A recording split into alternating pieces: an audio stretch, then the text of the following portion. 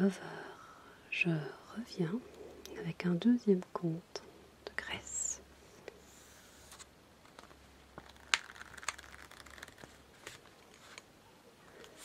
La dernière fois, nous avions lu La nymphe et le voile. Aujourd'hui, je vais vous lire un drôle de devin. Un drôle de devin.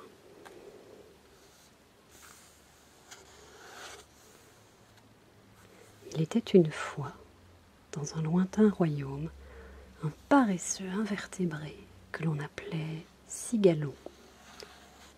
Toute la sainte journée, sa femme Angélique le houspillait pour qu'il aille travailler, car il n'avait rien à manger. Deviens terrassier, c'est pas un travail pour moi, ça. Deviens maçon, ça non plus, ce n'est pas un travail pour moi. Deviens forgeron, c'est pas pour moi, toutes ces besognes. Un beau matin, alors qu'il se prélassait dans une indolence rythmée de bâillements, il eut cette sortie pour le moins saugrenue. Tel que tu me vois là, Angélique, un jour, je serai ministre du roi. Oh, tu as sans doute raison.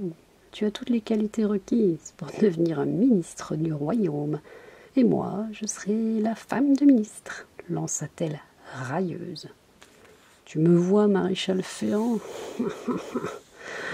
ah, disait ce fainéant de Cigallon, en se tenant les côtes. Et le temps passait, sans que jamais rien ne se passât. Un jour, en rentrant chez lui à l'heure de midi, il se demandait s'il allait trouver quelque chose dans son assiette, quand il fut tiré de sa profonde réflexion par les cris de sa voisine. « On a volé ma poule ! Maudit soit celui qui a volé ma poule !» Tout le quartier était en émoi. « Mais qu'est-ce qui te prend d'hurler comme ça pour une poule ?» intervint Cigallon. Et pour ne plus l'entendre brailler, il ajouta « Elle est tombée dans le puits, ta poule. Jette donc un seau, et si tu la retrouves, donne-moi 5 sous. » Et la voisine, de courir au puits, d'y jeter un seau, de le remonter. Oh, surprise! La poule, trempée jusqu'aux os, mais saine et sauve. Elle remit ses 5 sous à Cigallon qui s'envola, impatient d'exhiber sa richesse à son Angélique. « Regarde ce que j'ai. Cours chercher du pain, et quand on l'aura mangé, je te raconterai toute l'histoire, pour que tu ries un peu. » Elle partit à toute allure, et ramena une miche de pain qu'ils engloutirent en un temps record. Puis Cigallon lui expliqua comment il avait gagné ses 5 sous. Angélique le regarda, bouche bée. « Ça y est, j'ai trouvé. Tu vas devenir mage, devenir devin. C'est pas mal. Ça me plaît bien, mais comment devient-on devin? Je ne sais pas prédire l'avenir. » « Tu n'as pas besoin de savoir. Comment crois-tu que font les autres? Tu feras pareil, c'est tout. Le principal, c'est de ne pas se laisser impressionner. » Ils fouillèrent dans un vieux coffre dont ils sortirent un costume bigarré qui fit de Cigallon un drôle de devin. La nouvelle se répandit dans tout le royaume. Et bientôt, Cigallon vit arriver des envoyés du roi. Il désirait savoir si l'enfant qu'attendait la reine serait une fille ou un garçon. C'est que notre mage n'en venait pas large.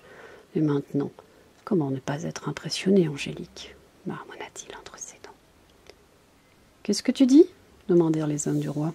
Oh, rien, rien du tout. Tu ne vas pas nous dire ce que sera l'enfant de la reine, grand devin? Le pressèrent-ils avec insistance.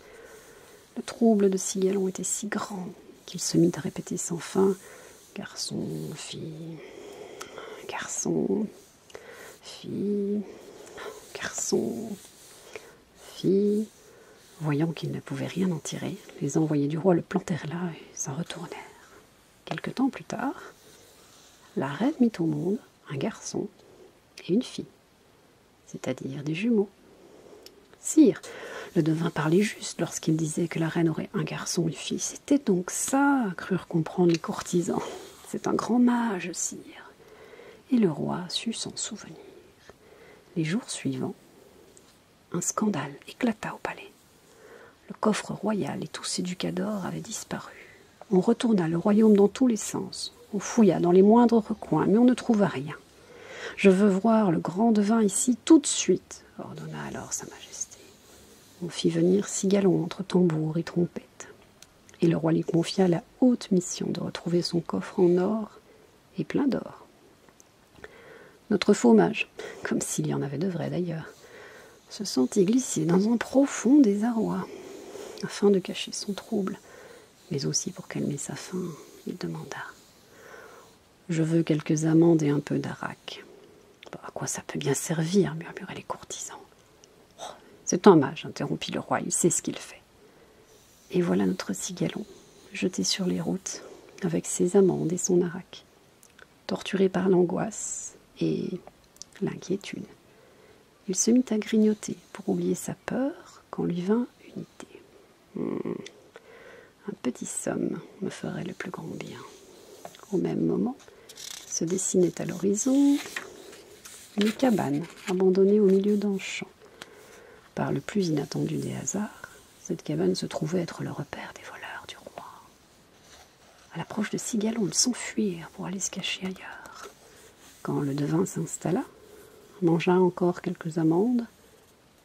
Non, le grand devin s'installa, mangea encore quelques amandes, jeta par-dessus 2 gorgées d'eau de vie, puis s'allongea en disant « Voilà le premier », et il s'endormit aussitôt. Il entendait par là le premier sommeil, mais un des brigands qui l'épiait derrière une porte aux planches disjointes entendit ces paroles. Épouvanti, il courut rejoindre ses acolytes. Il a compris que j'étais là. Dès que j'ai collé l'oreille à la porte, vous savez ce qu'il a dit. Voilà le premier. C'est un grand devin. Sur ces entrefaites, Sigalon se réveilla. Il avala encore une poignée d'amandes, une rasade d'arak, et se sentit à nouveau gagné par le sommeil. Voilà le deuxième, dit-il en repiquant un petit roupillon. Au même instant, exactement, le second voleur venait de coller son oreille à la porte. Il a compris que j'étais là, moi aussi. Tout affolé à ses compagnons, il le confia. À peine arrivé, je l'ai entendu dire. Voilà le deuxième. Eh bon, laissez-moi faire, déclara le troisième brigand. Par crainte, peut-être, d'être vu et reconnu par le devin, celui-ci s'était emmitouflé la tête dans un capuchon. Entre-temps, Sigalon avait émergé de son second sommeil, s'était restauré d'une nouvelle ration d'amandes, abreuvé d'un peu d'eau de vie, et se sentait prêt à retomber dans les bras de Morphée. Voilà le troisième emmitouflé, dit le devin, qui s'emmitoufla en effet dans des couvertures car il avait froid. Terrifié, le brigand rejoignit ses complices. Nous sommes perdus. À mon approche, je l'ai entendu prononcer. Voilà le troisième emmitouflé. Les 3 voleurs étaient dans leurs petits souliers. Et comme ils étaient bêtes, comme leurs pieds, ils allèrent le réveiller. Nous savons que tu as compris que nous sommes les voleurs du roi. Si tu nous laisses partir sans nous dénoncer, on te dira où est le coffre d'or. Top là, s'exclama le devin débordant de joie. Si tu creuses là, tu le trouveras. Notre mage s'en alla chercher 2 soldats pour piocher parce qu'il ne lui faisait pas, et parce que lui ne faisait pas de ses besognes. Rappelez-vous, il a un très long poil dans la main. Les 2 hommes sortirent le coffre de terre et Sigalon leur emboîta le pas jusqu'au palais. On ouvrit la précieuse pièce qu'en présence du roi. Elle débordait d'or. Il ne manquait pas un ducat. Le souverain, qui ne pouvait être plus satisfait qu'il ne l'était, manifesta sa gratitude en invitant le devin à sa table. Sigalon partagea le repas royal, puis sa majesté l'emmena au jardin pour une promenade digestive. Alors qu'il déambulait dans les allées boisées, le roi attrapa à la dérobée une petite cigale qui stridulait sur une branche d'angélique, puis s'adressant à son hôte, « Je vais encore te poser une question pour voir si tu es vraiment un grand devin. Je veux que tu me dises maintenant ce que je tiens dans la main. » Oh, pauvre de moi, tout ça c'est de ta faute, Angélique, pensa le mage. Puis désespéré, il dit à voix haute, « C'est de ta faute, Sigalon. si tu as laissé Angélique t'abandonner aux mains du roi. Le monarque, bien sûr, crut que le devin parlait de la petite cigale cueillie sur l'Angélique et qu'il tenait cachée au creux de sa main. Pas de doute, ce mage était le plus grand de tous. C'est ainsi que Sigalon le paresseux fut promu ministre du roi et qu'Angélique devint femme de ministre. Voici comment faisaient les ministres une fois.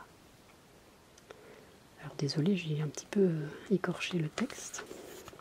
Je pense que mes sinus me travaillent, alors je suis un peu nasillarde. Il y a peut-être un petit bruit de fond de temps en temps.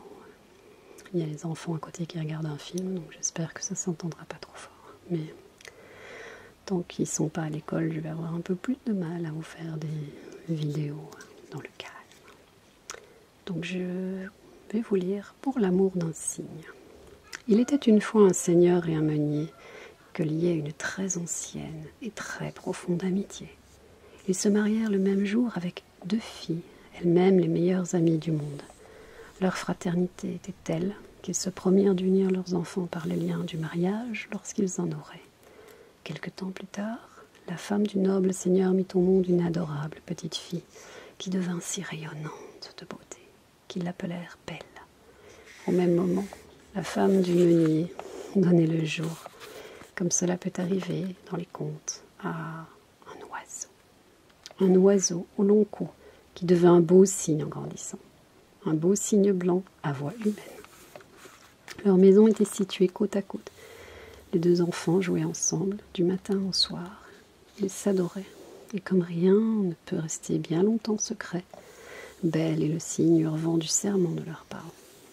C'est ainsi qu'un beau jour, fort de cette révélation, le cygne pria son père de rappeler à son ami Aubereau leur promesse d'antan. Le meunier se rendit donc chez le père de Belle. « Nos enfants ont grandi, mon ami, et l'heure est venue de les marier. Souviens-toi de la parole donnée. » La simple évocation de ce vieux serment plongea le gentilhomme dans une profonde affliction. « Pourquoi, cher époux, sembles-tu si abattu aujourd'hui ? » ?»« Ah, ma chère, ne m'en parle pas. Le meunier est venu me dire qu'il était temps d'unir nos enfants, notre Belle et son cygne. » « Y a-t-il l'idée plus saugrenue ?» pensa la noble dame en éclatant de rire. « Si c'est là toute la raison de ton accablement, laisse-moi m'en occuper. Je vais régler la question avec sa femme. » Mais que lui dit la meunière ? « Enfin, nous avons juré sur l'icône de la Vierge. Veux-tu que l'on aille brûler dans les feux de l'enfer ?» Ainsi maria-t-on la Belle et le cygne. Ce fut une grande fête joyeuse. 2 personnes, pourtant, ne partageaient pas la bonne humeur générale. La mère de la mariée, noyée dans les pleurs, inconsolable, et le père collé à son siège, muet, le dos voûté, la tête entre les mains. Le soir venu, la noce prit fin, on se dispersa, et chacun rentra chez soi. Les jeunes mariés se retirèrent dans leur chambre, et là, il se passa quelque chose de miraculeux. Le cygne déploya ses grandes ailes et se métamorphosa en un superbe jeune homme. « Voilà, Belle, c'est moi, ton vrai mari, dit-il sous le regard abasourdi de sa jeune épouse. Maintenant, écoute bien ceci. Chaque soir, dès que nous fermerons la porte derrière nous, je prendrai ma forme d'homme et chaque matin, quand nous l'ouvrirons, je redeviendrai le cygne que tout le monde connaît. Si pendant 15 jours, tu n'en souffles mot à personne, je resterai homme pour toujours. Par contre, si tu dévoiles notre secret, tu me perdras et ne me verras plus jamais. » Malheureusement, tel est le destin de ces impitoyables mois que ces impitoyables mois ont choisi d'écrire pour moi. Belle était au comble du bonheur. Elle était prête à bondir chez sa mère pour lui dire que son cygne n'était autre que le plus beau garçon du monde. Elle se retint pourtant et demanda « Je peux même pas le dire à ma mère ? » « Tu as perdu la tête. À personne, absolument personne, si tu ne veux pas me perdre pour toujours. » 15 jours, c'est pas grand-chose, se dit-elle finalement, bien décidée à patienter. Mais sa mère, qui ne se remettait pas de son désenchantement, tomba malade de chagrin. Le cygne était une créature adorable, bien sûr, et sa fille en était folle. Mais quoi qu'on en dise, ce n'était pas un homme. Le 14e jour, elle parut être au plus mal, et Belle, tout à sa peur de la voir mourir, se pencha à son oreille, et dans un murmure quasi inaudible, lui révéla le secret. Demain, 15e jour, le cygne sera un homme. Pour toujours. Son indescriptible joie ramena la pauvre femme à la vie. Mais lorsqu'elles cherchèrent le bel oiseau, elles ne purent le trouver. Le père de Belle fouilla tous les coins et les recoins du domaine. Mais rien. Le cygne avait bel et bien disparu. Était arrivé ce qu'il devait arriver. Mes chers parents, je sais que je suis tout pour vous, et vous savez également combien je vous aime, mais je vous en prie, ne me refusez surtout pas ce que je vais vous demander. Donnez-moi 3 paires de chaussures aux semelles de fer, et une bourse pleine de pièces d'or. Donnez-moi aussi votre bénédiction, car je pars courir le monde, pour ramener mon bien-aimé à la maison. Mon enfant, le monde est sans limite, se désolait son père, c'est chercher une aiguille dans une botte de foin. Si tu pars, nous allons te perdre, toi aussi. Mais Belle ne baissait pas les bras, et chaque jour, elle revenait à la charge. Voyant qu'il n'y avait rien à faire, ses parents accédèrent à son désir, lui procurèrent ce dont elle avait besoin, et la regardèrent partir, la mort dans l'âme. La jeune fille parcourut des régions lointaines et inconnues. Elle fouillait chaque arpent de terre, frappait à toutes les portes, n'en négligeait aucune, questionnant tantôt au sujet d'un beau cygne blanc, tantôt au sujet d'un homme beau comme le jour. Mais qui comprenait ce qu'elle cherchait? Personne. Elle interrogea des fées, des nymphes, des sages, sans jamais trouver de réponse, ni le moindre indice. Une année passa, et avec elle, sa première paire de chaussures, sans qu'elle fût plus avancée pour autant. La seule chose qu'elle avait apprise était qu'un autre jeune homme, qu'on disait avoir été cygne, lui aussi avait soudainement disparu, sans qu'on n'entende plus jamais parler de lui. Une seconde année passa, et avec elle, sa seconde paire de chaussures. De tout ce temps, elle n'eut écho que de l'existence d'un 3e jeune homme, un cygne, lui aussi, volatilisé comme son bien-aimé. Ne voulant pas user sa 3e paire de chaussures, elle mit un terme à sa quête errante et ouvrit une auberge à la croisée des chemins. Elle recevait tous les voyageurs, mais ne faisait payer personne. Ce qu'elle demandait en échange de son hospitalité, des histoires. Qu'on lui raconte jusqu'aux plus incroyables histoires qui circulaient de place en place. Une année se déroula encore lorsque 2 mendiants, un boiteux et un aveugle, passèrent par là. Elle leur servit un repas chaud et les invita à rester pour la nuit. Tout ce que je vous demande, c'est de me raconter des histoires, aussi invraisemblables soient-elles. Oh, j'en connais justement une, dit le boiteux. Elle est tellement insolite que tu ne voudras pas y croire. Elle est pourtant tout ce qu'il y a de plus vrai. Écoute ça. Hier matin, fatigués de marcher comme nous l'étions, nous nous sommes assis au bord d'un cours d'eau pour casser la croûte et prendre quelques repas. Je me penche un peu pour amollir nos vieux croûtons dans l'eau de la rivière quand je ne sais comment ils m'échappent des mains et s'en vont avec le courant. J'essaye de les rattraper, tout bancal que je suis, mais ils allaient plus vite que moi. Je continue quand même à les poursuivre, nous n'avons rien d'autre à nous mettre sous la dent. Quand l'eau se mit à couler en cascade, sur la berge, il y avait quelques marches. Je les descends et là, qu'est-ce que je vois dans le rocher? Une grande porte. Sans hésiter, je la pousse. Elle s'ouvre sur une longue galerie souterraine. Trop curieux pour faire demi-tour, j'y pénètre et m'y enfonce. Elle me mène jusqu'à une sorte de grand four à pain. Et ce qui y se passe ensuite dépasse toute imagination. Une spatule de boulanger s'affairait toute seule à sortir des miches de pain du four. Ça sentait bon le pain frais. Je m'approche pour me servir quand cette fichue spatule m'assène un coup carabiné sur la main. Et c'est qu'elle parle en plus. Pas touche. Laisse d'abord manger les maîtres. Un peu plus loin, j'arrive dans une cuisine. Il y avait une marmite sur le feu. Ça mijotait là-dedans. Je soulève le couvercle pour goûter la cuillère. Vlan, elle s'envole. Un grand coup sur la main. Pas touche.